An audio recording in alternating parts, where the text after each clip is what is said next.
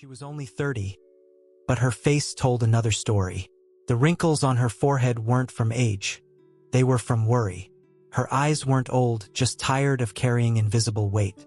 This is the story of Amina, a woman who aged, not with time, but with habits.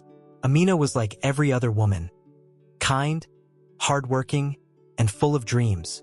She used to wake up early, skip breakfast, rush to work, and come home exhausted.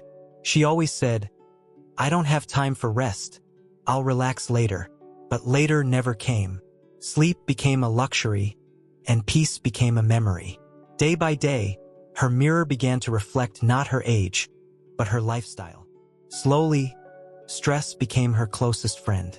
She started overthinking every little thing, her job, her relationships, her looks. Even when nothing was wrong, her mind found something to worry about. And every time she smiled, it looked a little less bright than before. One morning, Amina looked in the mirror and couldn't recognize herself. "Why do I look so tired?" she whispered. The truth was simple. Her body was shouting what her soul had been whispering for years. "I need care. I need peace."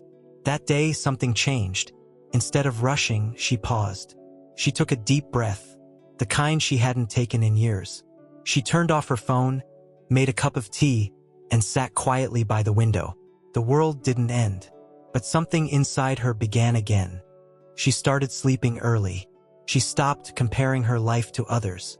She learned to forgive, not for them, but for her own heart. Weeks later, when she looked in the mirror again, she saw something different.